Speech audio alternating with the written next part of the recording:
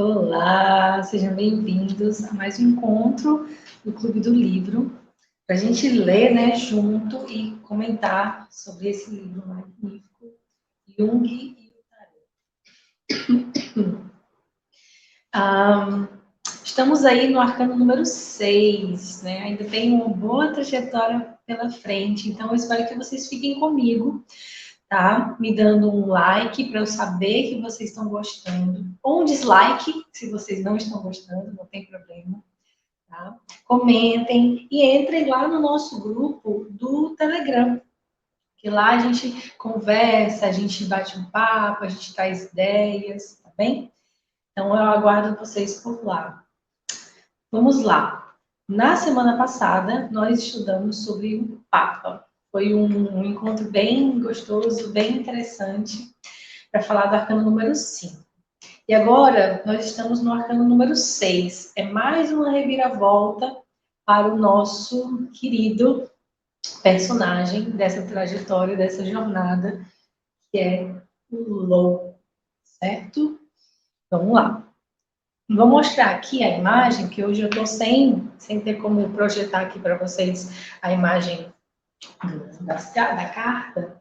Vou mostrar aqui para vocês, ó.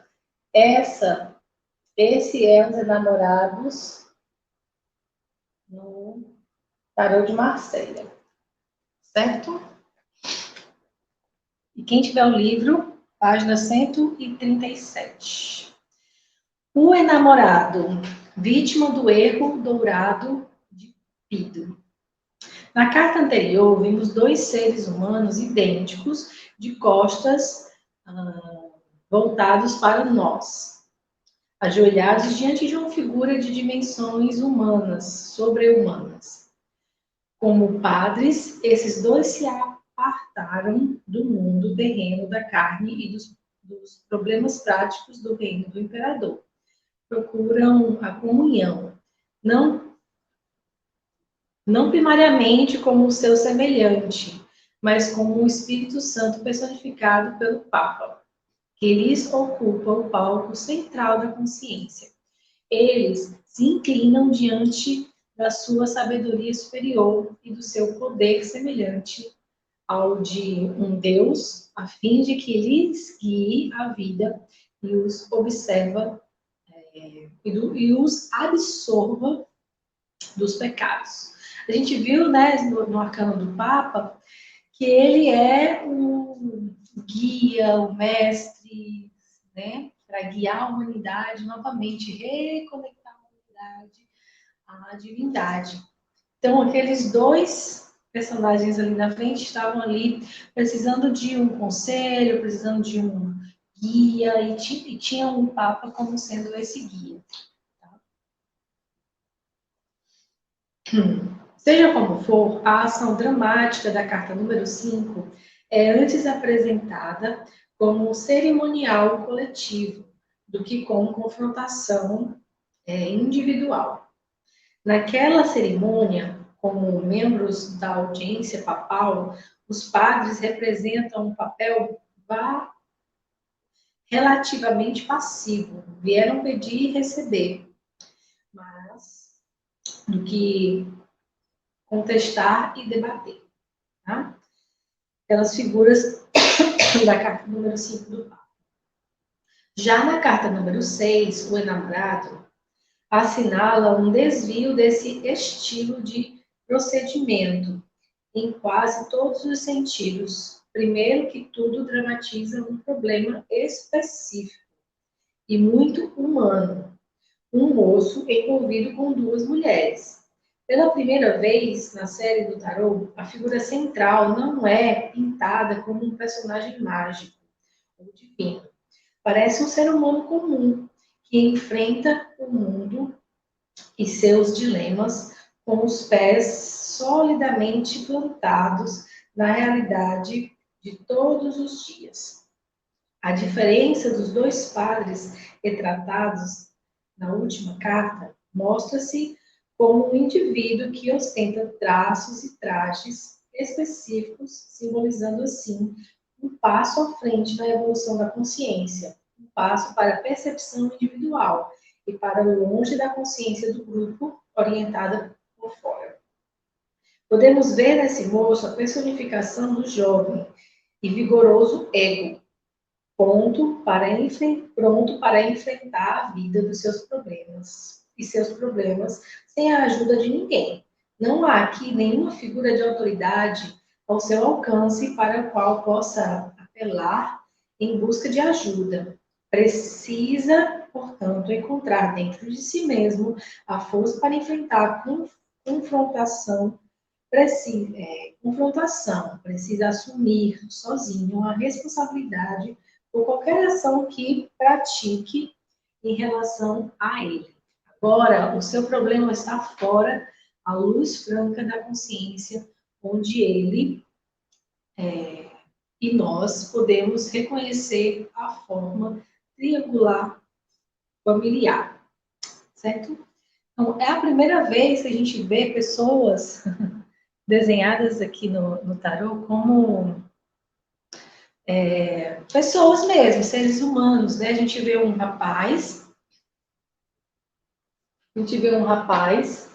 com no centro, né? Que é preto e branco, mas um rapaz no centro, com duas moças, né? Uma mais anciã, uma mais velha e uma mais jovem, e um cupido acima da cabeça dele, né? E eles estão assim, são figuras humanas, é uma imagem cotidiana, né? Como se fosse uma conversa, como se fosse ali uma pessoa com, né, duas pessoinhas aqui do lado falando e a pessoa fica assim perturbada porque uma fala uma coisa, uma fala outra e aí tem um cupido acima da cabeça dele, que a gente já vai falar sobre isso, né?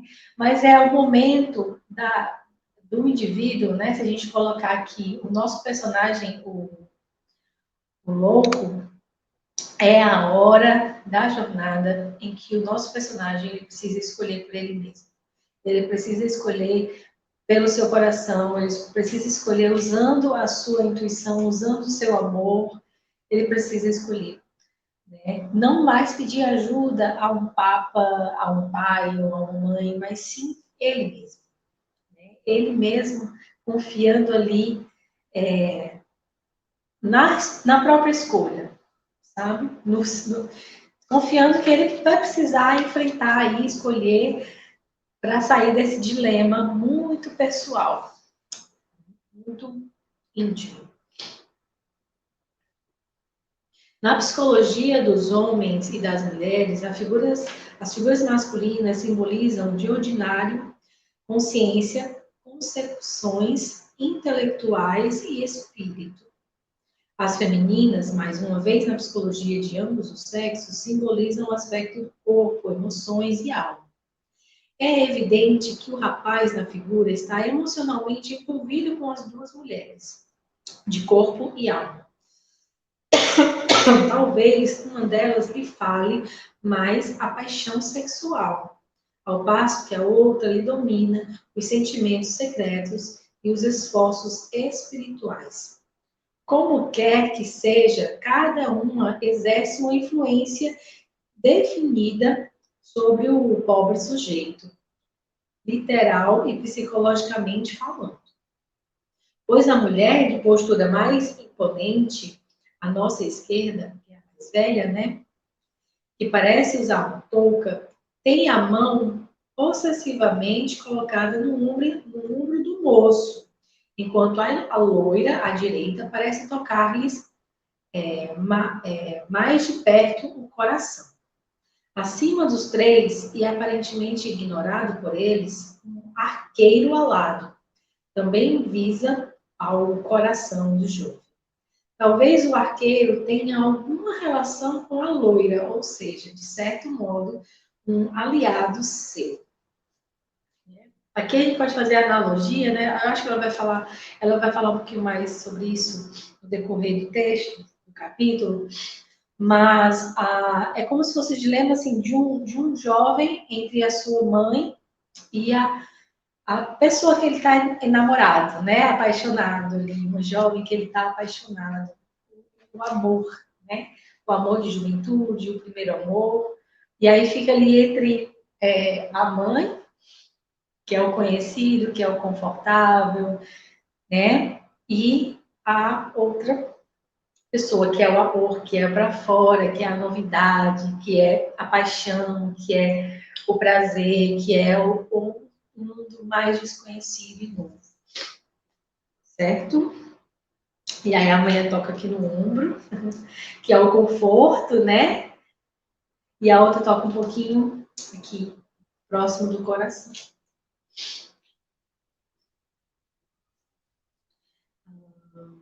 E fala sobre o cupido, né? Visto que os três atores parecem ignorar a presença da figura celestial, deixemos-la de lado por um momento, examinamos o problema tal qual se apresenta ao ator central. Ele se acha manifestamente imobilizado entre as duas mulheres, como se estivesse preso num torno. Disse-ia que cada mulher representa uma coisa importante para ele, pois com a cabeça ele volta para a figura da direita, ao passo que o resto do corpo oscila na figura da moça do lado esquerdo, que é o lado do coração. Ele está aparentemente dividido por impulsos conflitantes, dividido dentro de si mesmo. Esse é um conflito, né, a divisão entre duas coisas muito importantes. A gente costuma falar que quando o arcano dos enamorados aparece numa leitura, ele vem falar de escolhas, né? Escolhas que podem trazer muito, que é um divisor de águas, com certeza, um grande divisor de águas, mas escolhas que vêm falar entre duas coisas que falam muito com o coração, é muito importante. Por isso, uma escolha difícil de ser feita, né? Uma escolha de duas coisas que você gosta muito, de duas coisas que você ama, que você coloca o seu coração, é uma escolha conflitante, certo? Uma coisa no meu olho aqui. Vamos lá.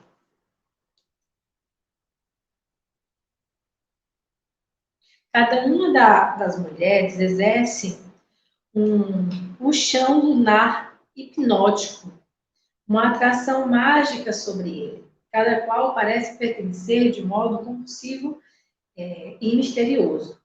Ele dá a impressão de não poder desprender-se de nenhuma das realidades externas, porque ambas são parte da sua realidade interior. E aí o conflito fica bem maior, sabe? As duas mulheres incorporam, sem dúvida, de maneira mais humana e acessível, os poderes da Virgem e da Grande Mãe. Já os encontramos anteriormente de uma forma mais arquetípica com a Papisa e a Imperatriz. É curioso observar que a primeira encarnação humana do princípio Yang foi igualmente apresentada num aspecto duplo como dois padres. Agora, a primeira encarnação humana do princípio Yin aparece como duas mulheres, né? Isso porque tudo indica que um truísmo da realidade simbólica, como também o é de realidade externa, que, que o que quer que esteja muito longe da nossa percepção se nos afigura indistinto e confuso, né?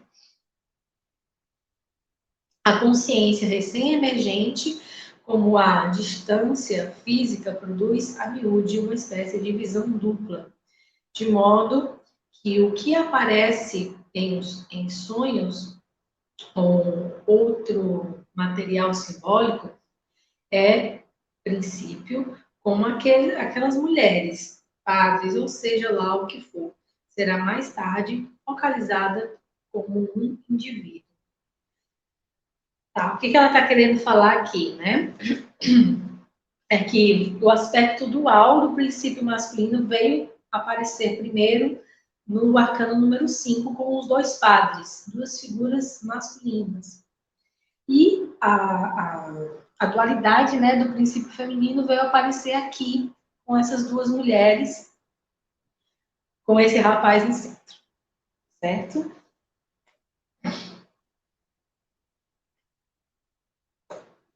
A mulher à sua esquerda, a mulher de chapéu, afigurou-se, à primeira vista, uma figura de mãe, porque me pareceu mais velha e mais imponente do que a outra.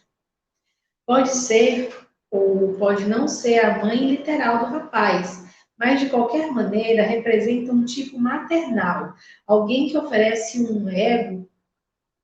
ao ego dele, ainda tempo e jovem, apoio, proteção e sustento. Uma vez que a retratam como tendo algum domínio sobre ele. É provável que os seus cuidados sejam excessivamente superprotetores e um tanto ou quanto restritivos e exigentes, tendentes a mantê-lo num padrão infantil, oferecendo-lhe espaços insuficientes para expandir-se e crescer. Ela tem o potencial de uma rainha gloriosa, mas também a sombra sinistra de uma infame feiticeira. Quando eu estou lendo, vem muitas coisas na minha cabeça. E quando eu estava lendo acabando de ler, né, esse parágrafo sobre a mãe, o conflito da Carta dos Enamorados é um conflito um tanto comum, né, da gente ter. Se a gente começar a pegar essa história, né, esse conflito de dúvidas entre uma mãe, né, entre essa figura arquetípica da mãe, do conforto, e um outro que é desconhecido, né, que é o próximo capítulo, o próximo parágrafo que eu vou ler aqui, a outra mulher, a mulher loira, né, os cabelos loiros representam também esse desejo, essa beleza, essa sedução, o sedutor, o novo, o diferente.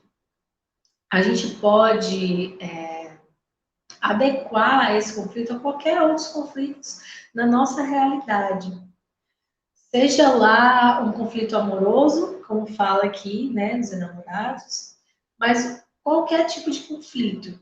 Conflito de ou você ficar onde você está e mudar, ou mudar de lugar, você mudar de trabalho, ficar no trabalho que você está, ou mudar de trabalho, qualquer tipo de conflito e escolha se encaixa muito bem na Carta dos Enamorados.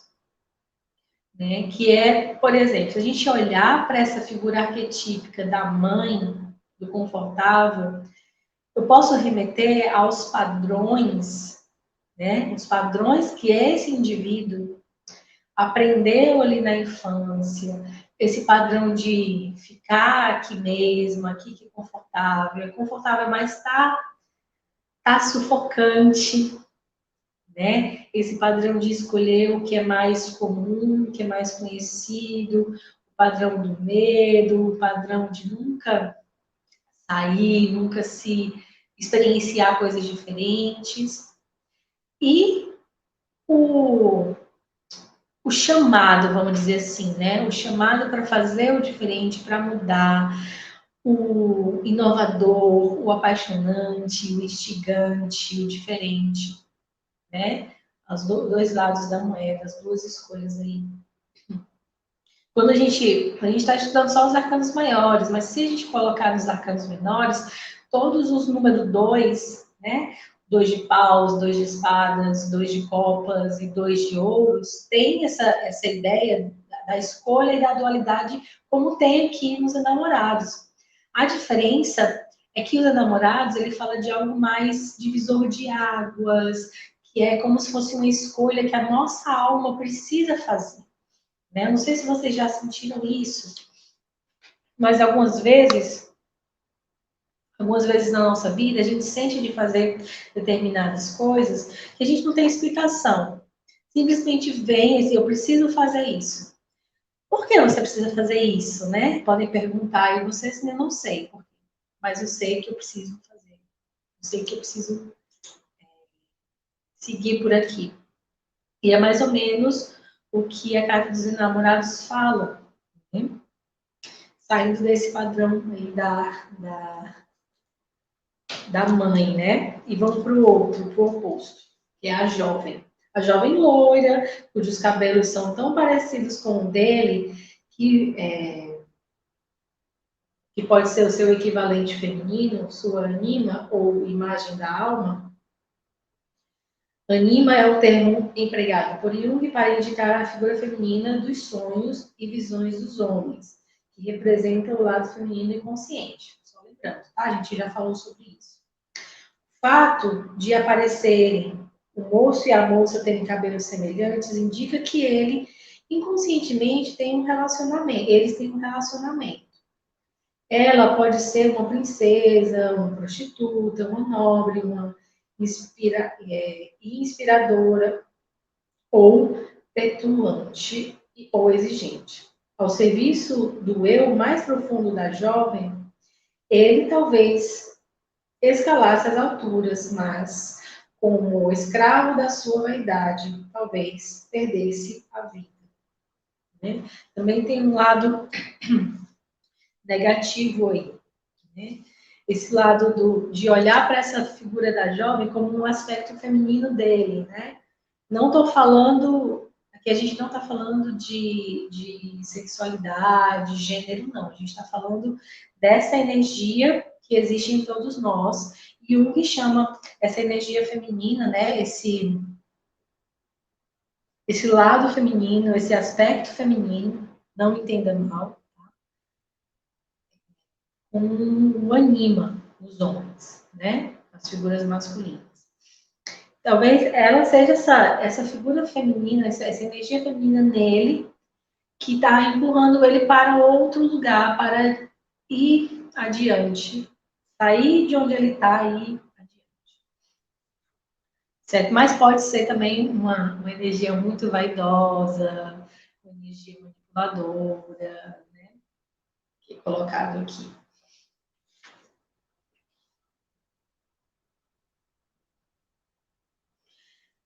Tá, na vida exterior, o enamorado representa uma situação que o seu protagonista central pode ver-se obrigado a resolver agora, escolhendo uma das mulheres. Mas, psicologicamente falando, ele terá de acabar entrando em acordo com a outra também, se quiser atingir toda a sua estrutura de homem. Fazer-se o indivíduo, né? Seja quem for, a quem ele deixar agora para trás, o seguirá até os confins da terra. Não necessariamente de modo literal, embora isso possa acontecer, mas sem dúvida psicologicamente. Todos sabemos, por experiência própria, quão exigente, obcecante e até acrossante pode tornar-se qualquer aspecto nosso que tentamos deixar para trás no inconsciente. O inferno não tem fúria igual ao da mulher desprezada, né? Entre aspas. Posta de lado, cada uma dessas damas poderá voltar-se contra o destituoso jovem como os sujeitos infames de Hecate. Basta nos recordar apenas o modo com que as... Não sei pronunciar esse nome. Eumênides, cujo nome, a propósito, significa deusas misericordiosas, perseguiram Orestes pelo crime de matricídio. Uma vez que o enamorado se presta a muitas interpretações, estudiosos de várias épocas e disciplinas projetaram nele uma série de dramas, cuja maioria tende a encarar os personagens mais alegóricos do que simbolicamente. Tá? Aqui, muito interessante, ela fala, assim, saindo um pouquinho do literal, né, da situação, dessa imagem externa e concreta que a gente tem facilmente, a gente pode ver também o dilema psicológico, né? Quando a gente está em conflito em dois aspectos de nós, a gente vai ter que deixar um de lado, vai ter que entrar em um acordo, né? Com esse aspecto que a gente vai deixar um pouquinho de lado para vivenciar determinadas coisas e escolher determinados caminhos da nossa vida. Mas esse aspecto, ele vai ficar ali, E aí vem os conflitos na nossa psique, né? De sempre voltar-se a isso, sempre ficar achando, e se eu tivesse escolhido diferente? Sempre ficar voltando e remoendo essa situação. Desse aspecto nosso ali, deixado um pouco de lado, sabe? E criam-se os conflitos que podem gerar aí, podem ser levados por toda uma vida. Se a gente não trabalhar isso, se a gente não olhar para isso, se a gente não também olhar para esse outro aspecto, né? Não ignorá-lo completamente. Certo? Como a carta é tão profunda, carta dos enamorados. Como resultado disso, e se encontra no trunfo do tarô, que está sendo considerado como um triângulo, né? As três pessoas. Que envolve a esposa versus amante, pode ser também, né? Duas mulheres, a esposa e a amante.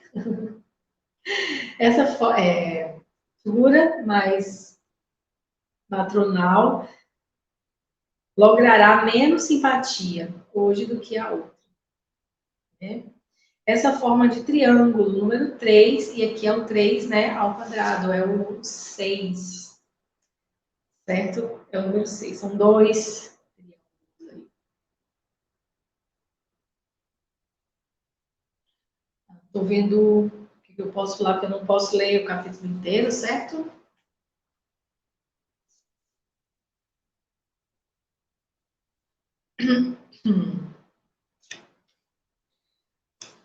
Vamos falar do Cupido.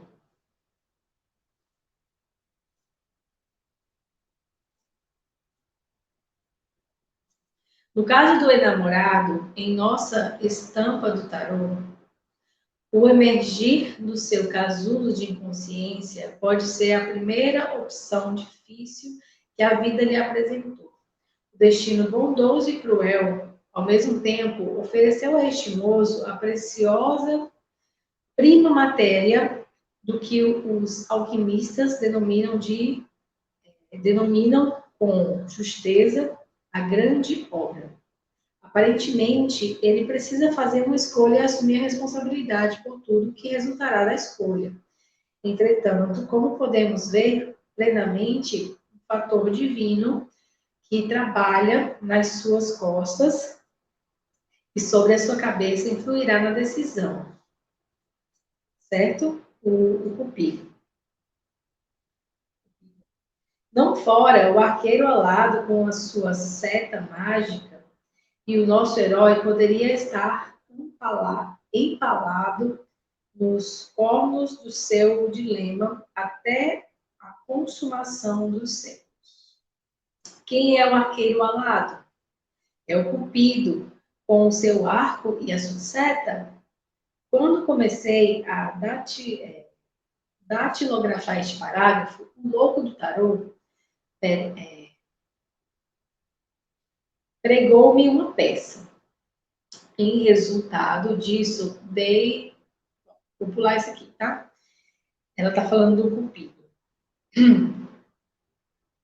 O Cupido, gente, é aquela ideia de destino, sabe? É aquela ideia de que, ok, todos nós temos livre arbítrio. Vocês já ouviram falar disso, né? Livre arbítrio para escolher o que a gente quer escolher. Porém, será que temos mesmo livre arbítrio? Será que a gente tem mesmo isso? Ou existe essa figura, né? Esse ser falado, essa figura aí da espiritualidade, do destino, influenciando o nosso caminhar? Será que realmente tem, né? Aí vem a figura do anjo, né? Do Cupido, trazer esse questionamento para a gente, né? De ter algum ser, ter alguma energia nos guiando e nos levando para determinado lugar. Mas a escolha é nossa. Né? Agora somos induzidos, né? Mostrados, guiados a um determinado caminho. E é o que esse cupido vai fazer, né? Ele vai atirar as suas flechas no rapaz para ele escolher um determinado lado, que é o lado do novo, né? Que é o lado da jovem loira.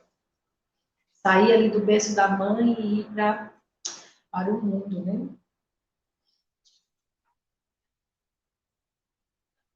O número 6 é o único de muitas maneiras. É único de muitas maneiras.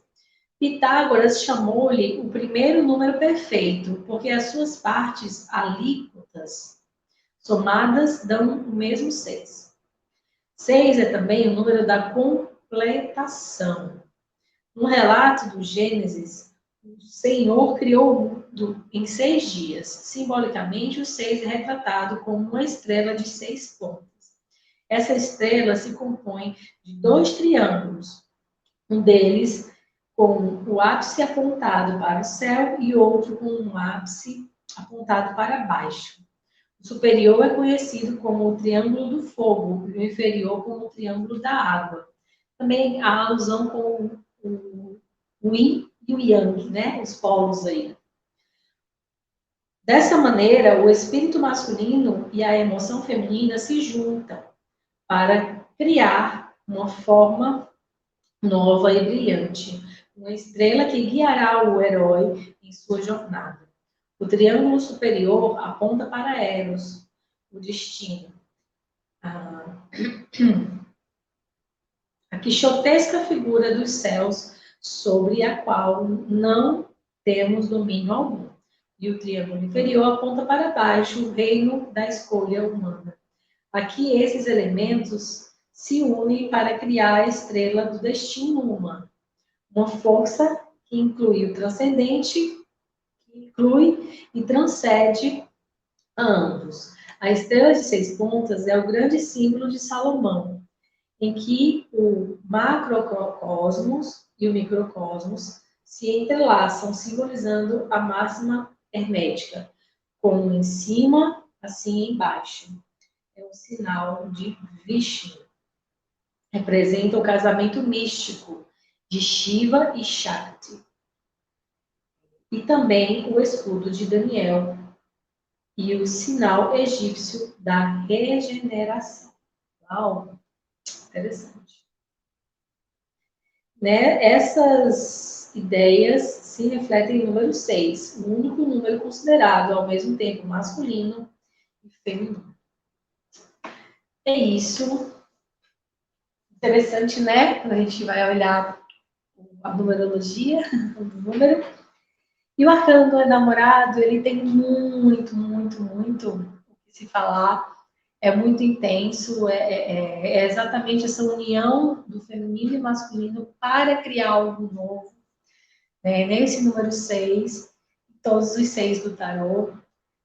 Mas aqui, como um divisor de águas para o número 7, que é o carro. Né? É preciso fazer a escolha. Nosso herói, ele lá no Papa, estava precisando dos conselhos, precisando ser orientado. Aqui nos enamorados, ele integra-se com os seus princípios masculino e feminino para ver, né, escolher para onde é que ele vai. E aí, fazendo a escolha, saindo de cima do muro, saindo do medo, saindo do mundo do passado, confortável, do útero da mãe, ele vai, né, em busca do que ele escolhe, que é o número 7, o carro. Né, o arcano número 7, o carro, que é já o movimento de ir. Aqui, nos enamorados, é uma carta lenta, é uma carta estagnada, é uma carta de dúvida, de não sair do lugar. E o número 7 é uma carta de movimento. E aí é o nosso próximo encontro do Clube do Livro.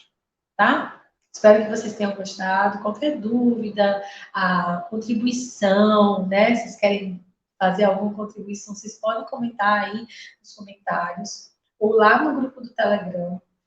Quem gosta, né, e quer aprender tarô, eu te convido a participar do meu curso de tarô. O link está aqui embaixo na descrição. Dá uma olhada. tá? O nome do grupo, curso é Nos Domínios do Tarô. A gente vê tudo muito de forma prática, certo? Forma simples, eu gosto de trabalhar com tarô de uma forma mais de empoderar vocês a olharem para os símbolos, a, sabe, resgatar a sabedoria que vocês já têm.